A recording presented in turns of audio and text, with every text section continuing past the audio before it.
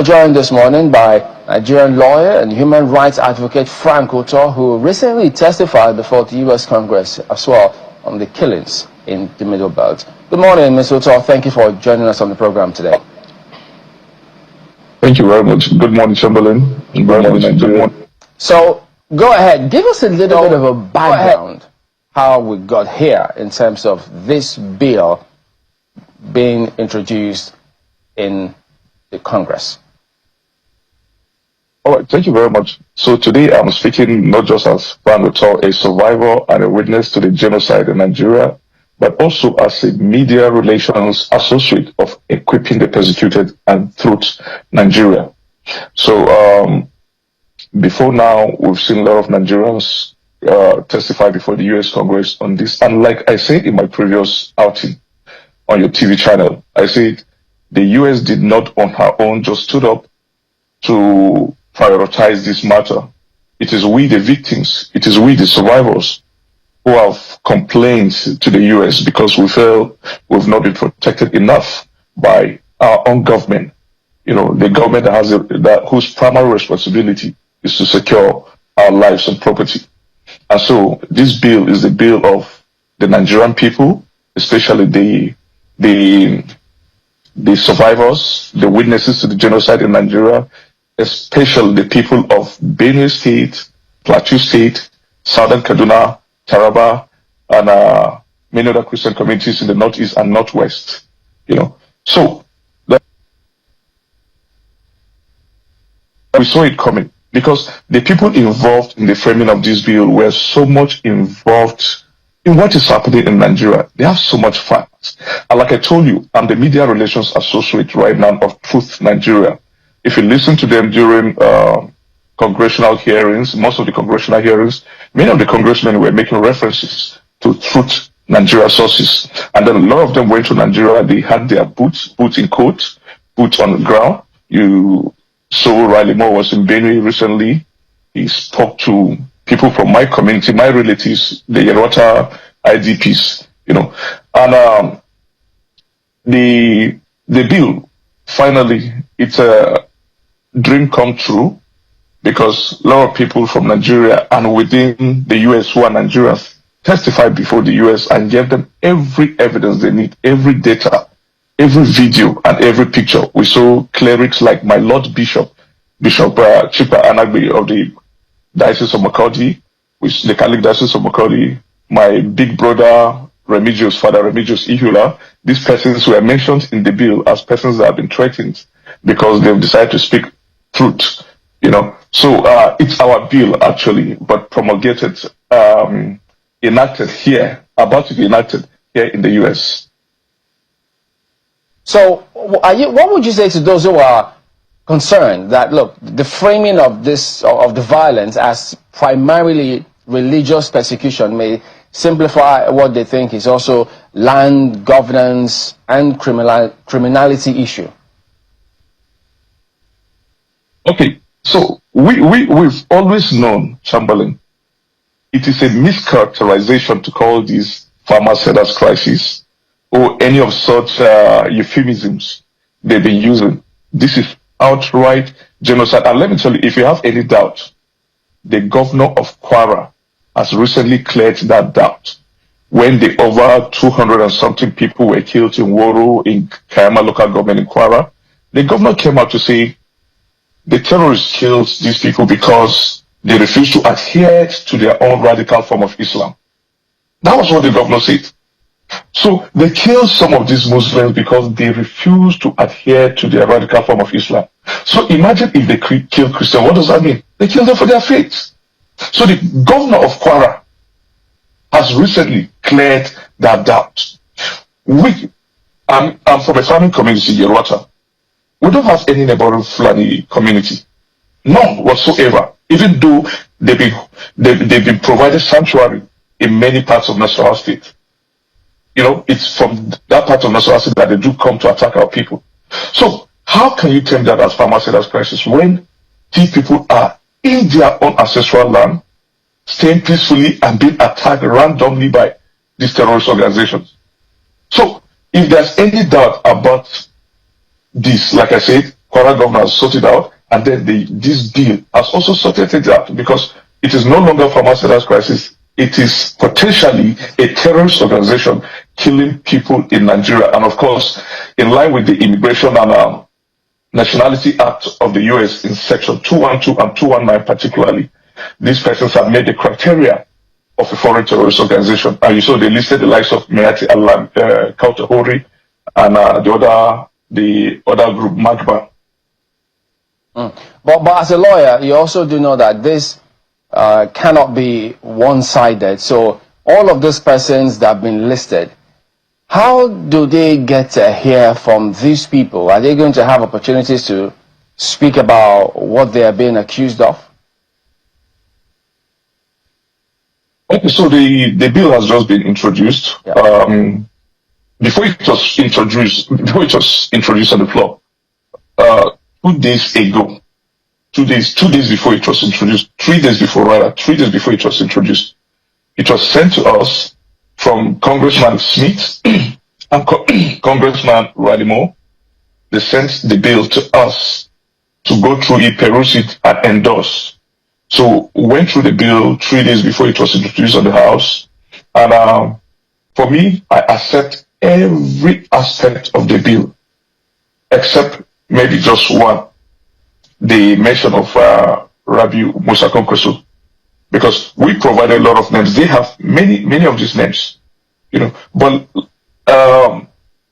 like it is stated in the bill is subject to review at every time, even if it is passed into law, because every year the bill mandates the Secretary of State and the Department of State to furnish the Congress every year with the progress being made and additional names to be captured for sanction, under the Global Magnitsky Act.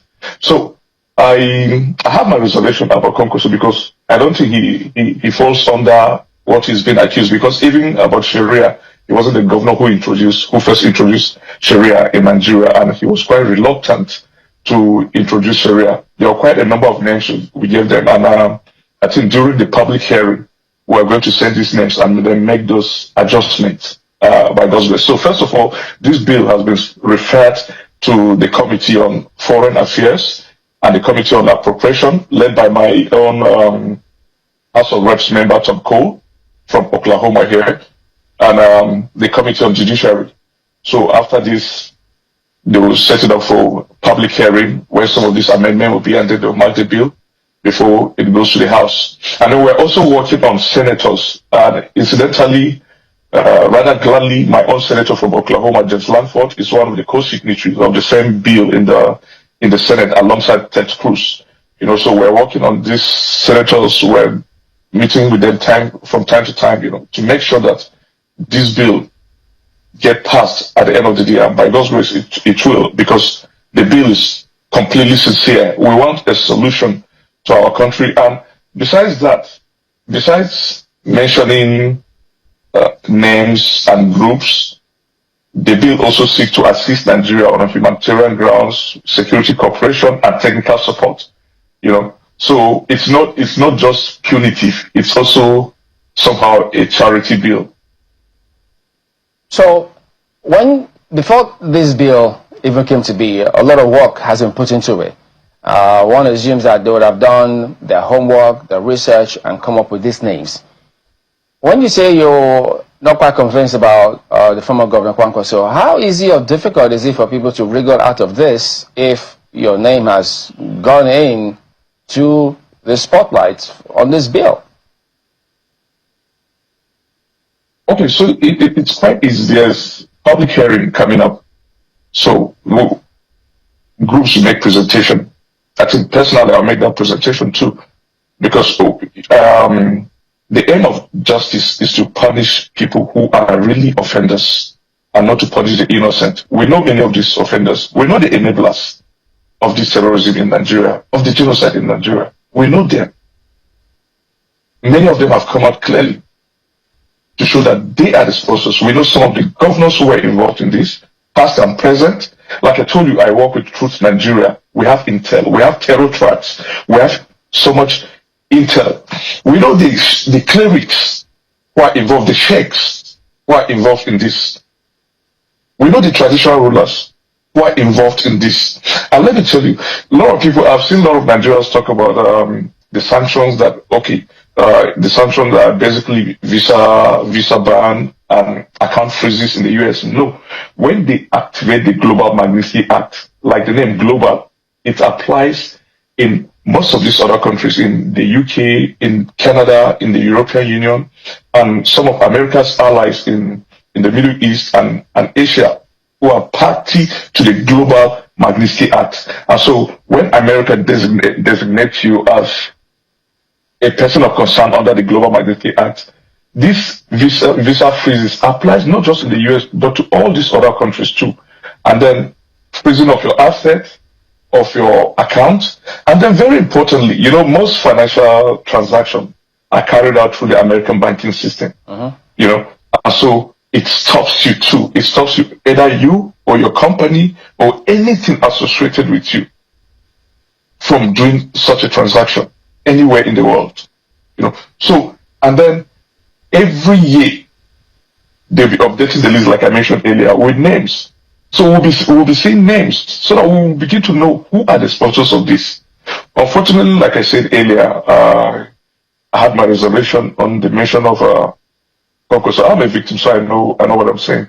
I have my reservation because I know how even reluctant he was to. All right. So speaking about those financial dealings, there are those who are at the moment say, look, already, as much as we're trying to correct an ill, but there's already some challenges that other people are facing, some unintended consequences, collateral damage, if you will, already being felt by certain persons who were supposed to have had business dealings, perhaps with their counterparts in the States, and that is under intense scrutiny. In fact, some of them have been aborted, some have missed their timelines or deadlines, and so it's already causing this financial strain for those who have dealings with their counterparts in the States, even though they say Europe has, removed Nigeria from that FATF list. But when it has to do with the States, it's already having its consequences as a result of all of this going back and forth concerning Nigeria, terrorism financing, and all of that. Look, Chamberlain, if we want to solve this matter, this week, this month, we can do it. All we need is the government to be honest with us about the challenges we face. In the US, I don't like the stigma, sorry to say, stigma or the kind of stain that has been applied to Nigerians. We know the kind of difficulties we're facing because of the United States action on Nigeria. But we caused it to ourselves.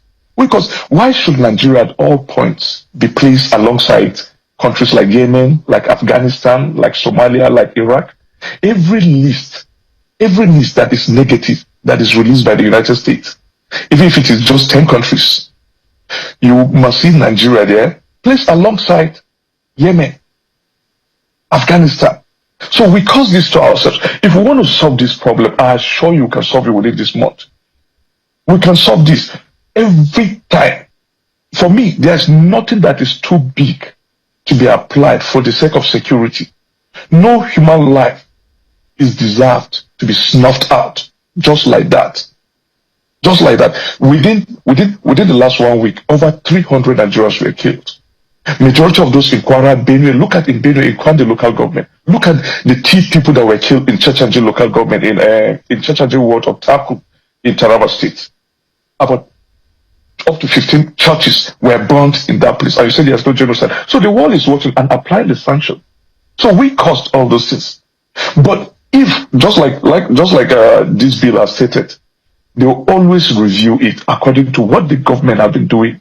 If the government has shown concern and genuine interest and honesty in solving this problem, the State Department will review it. And many of these things will be lifted. So it is as simple as that. Let's act so that we will remove these punitive measures imposed upon us.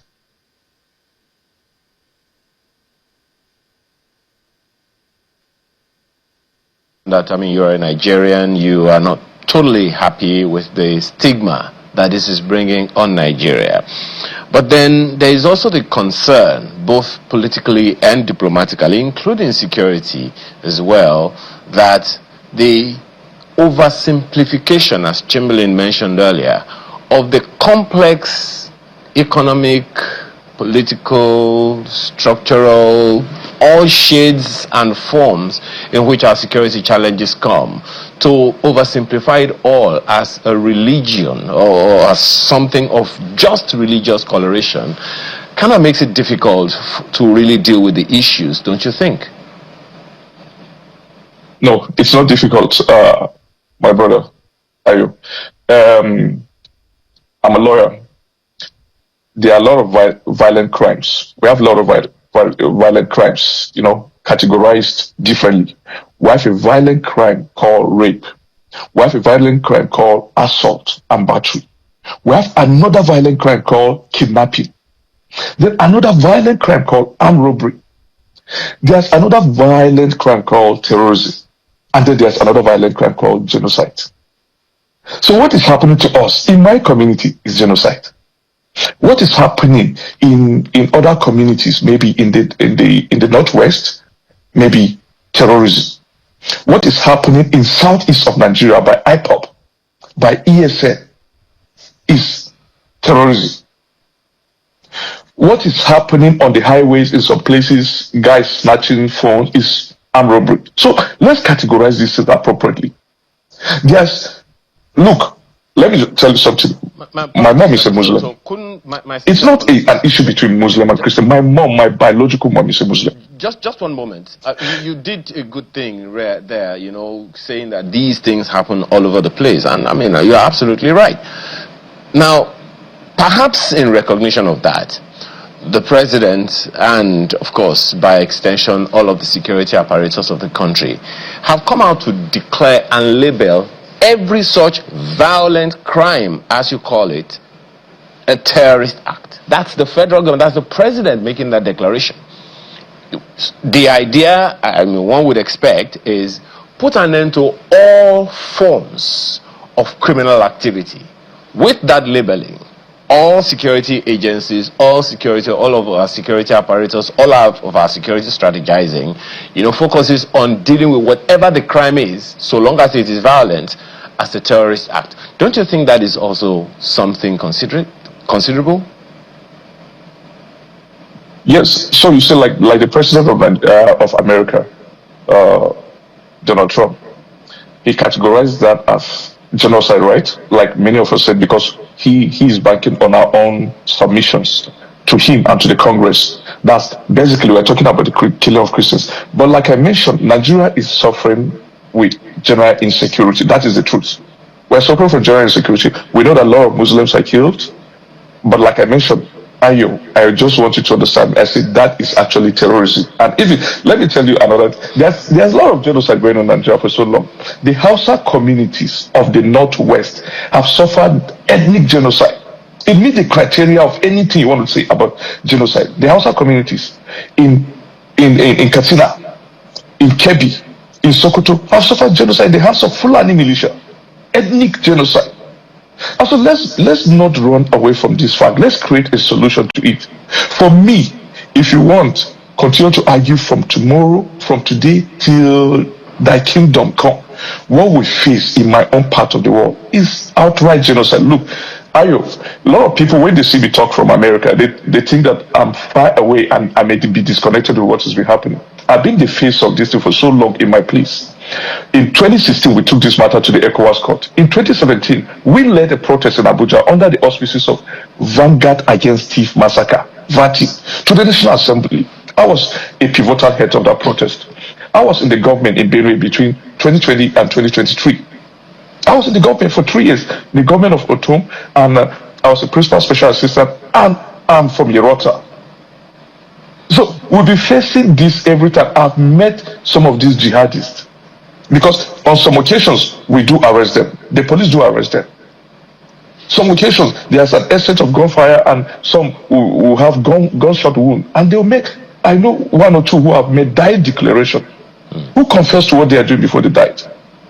They want to take over the land. They want to clear away our people. What does that mean? That is genocide. You are killing people for who they are and to take their land. So then you said something so let's important. tell ourselves the truth. Yeah, you said something important, and that is the fact that you said, and I quote, "We know them."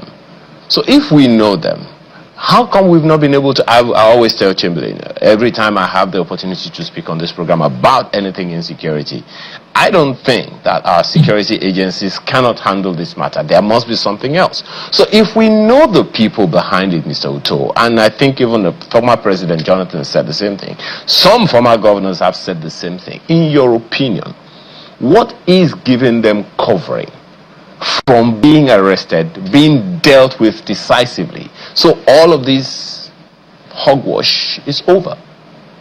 All right. Thank you very much. Very important question. We know these people.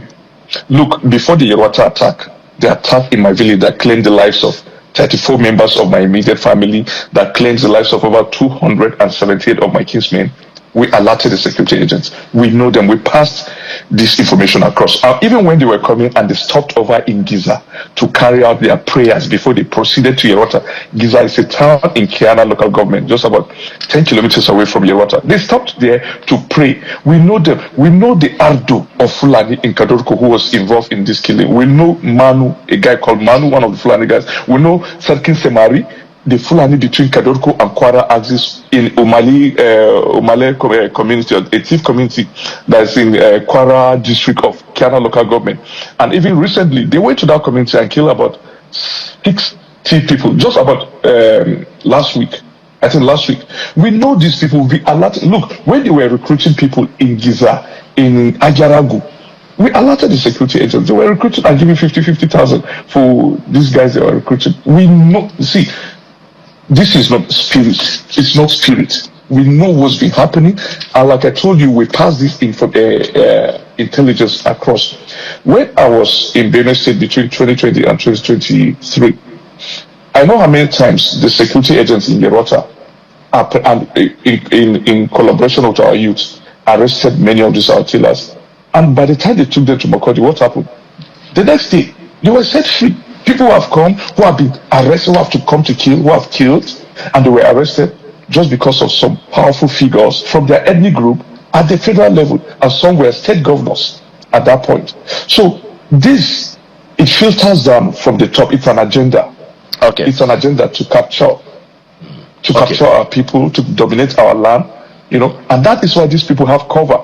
Look, ask yourself, Ayo, that Almajiri guy who has come to Yerwata wielding AK-47, that's the same Almajiri guy that you see on the road with plastic bowl, asking you for just 100 naira, 200 naira, begging, bara, but he'll come to Yerwata, he'll come to communities in southern Kaduna, in Plateau, in Taraba, in southern part of Nasarawa, wielding brand new AK-47 that is worth 3.5 million naira.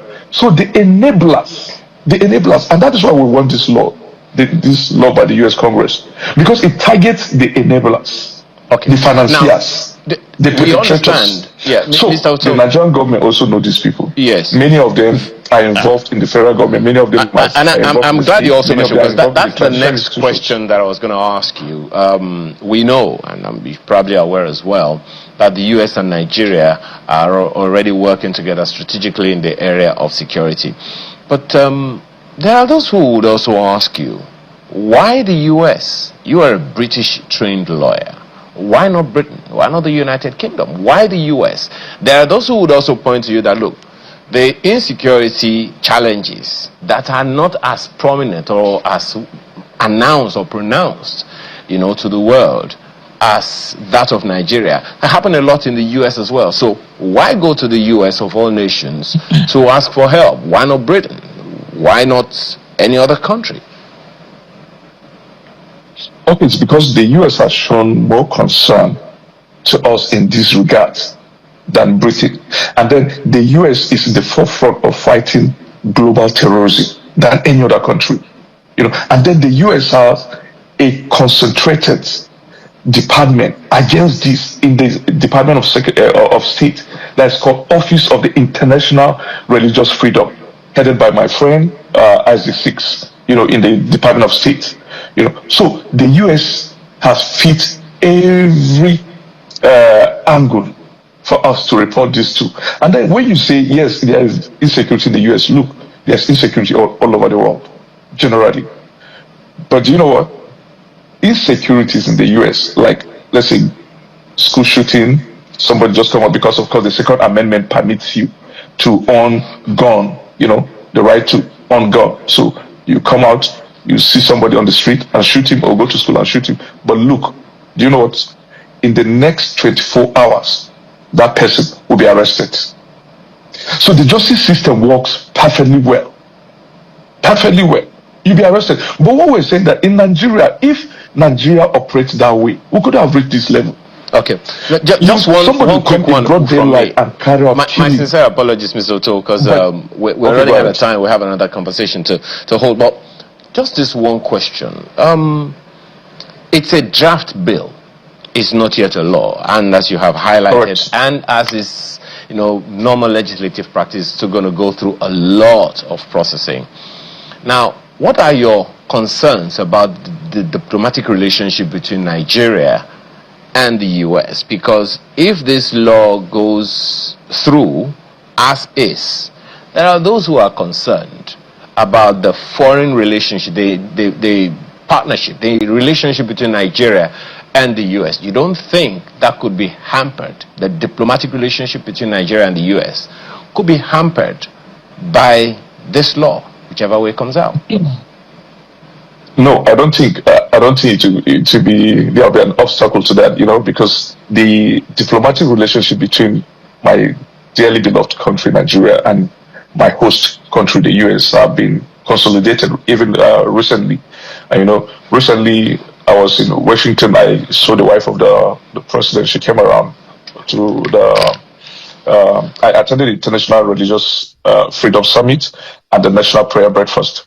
And she was around there, and you saw the accolades, the president of Nigeria, of America, the kind of accolades he used introducing her. So the diplomatic relationship has strengthened these days. But of course, like we call it diplomatic, it's a bilateral relationship that we need each other to fight the menace of terrorism. I think that is what's happening. And so this is not against Nigeria, it is against a certain kind of menace, the genocide happening in Nigeria. And so it is the US rather helping Nigeria. And so it will strengthen our relationship only if the Nigerian government is sincere and honest in tackling these challenges. If the bill passes, how does it protect the farmer in Benue tomorrow? You're good, but like I said, the US Secretary of State is mandated by this bill to always review what has been happening in Nigeria. Always, and make a submission to the Congress every year about the progress we're making in Nigeria, about the farmers, our people in the IDP camp. If you go through the bill, it says our people have to go back to their ancestral home. They have no business being in the IDP camp. So the bill, if it passes, it will rather push the Nigerian government to stand up to its responsibility to protect the farmers. And that is an answer to your question. How will it be protected? It will mandate, because the government know what to do. But they are not doing it. That is what we're saying. They know exactly what to do. So, but they are not doing it. The individuals mentioned are not government officials, are they? Of course. We keep saying this. Some of the enablers of this are in government, some are out of government, some are sometime were in government. So the individuals have their own personal individual punishment, which is different. Okay, so as we wind down, I mean, when you say target the enablers, but there are certain twists which I'm sure perhaps you're also aware of, where these chaps, they kidnap people and then lots of money is made via ransom payments. They say that, I mean, we also understand that in some locality, there's a certain taxation that they require from those persons, so they make money in that regard as well. And then, with some folks in mining, they also pay some of these people. So these guys get funds across different platforms. So targeting the enablers, and then does it? How is it going to stop them from getting funds from these other means, which we also see time and again that they get funds from. So the enablers are the same persons who design all these crimes. Like I said, if you are talking to you just mentioned something about kidnapping and the raising of money through ransom. Mm-hmm. It's quite unfortunate. I read a statistics from the NBS, Nigerian Bureau of Statistics, that stated that between 2023 and 2024, about 3.3 trillion naira was raised in ransom. You could see that's even bigger, 3 times bigger than the budget of Benue State, or 4 times bigger than the budget of Benue State. Now, there's a case right now in Nigerian court where some enablers were arraigned in court for aiding and abetting this kidnapping. If you recall, there's one of the personal assistant to Sheikh Gumi, a man called Manu. I've forgotten his first name. He's right now in court because they found ransom money in his account. So these are the enablers. By the time you begin to tackle this issue, these are the enablers. A PA to Sheikh Gumi, one man, I've forgotten the other name. You know, he's right now in court because they found ransom money in his account. So if we tackle the enablers, I'm telling you, these guys, the foot soldiers cannot do anything. They can easily be taken care of. So I'm more concerned with the financiers, with the patron of these guys, with the enablers, with the bigger perpetrators. The foot soldiers will be so easy to deal with. Mere police, local police will be able to handle these guys. All right, Frank, we'll have to anchor at that point. Thank you very much indeed for your time this morning. All right, somebody, finally, sorry. We'll be sending relief materials to the Kwande guys, maybe this weekend, the guys in Kwande local government, away from equipping the persecuted. And we also want to thank you so much for giving us this platform to be able to air our views. We believe Nigeria will be stronger tomorrow. Thank you.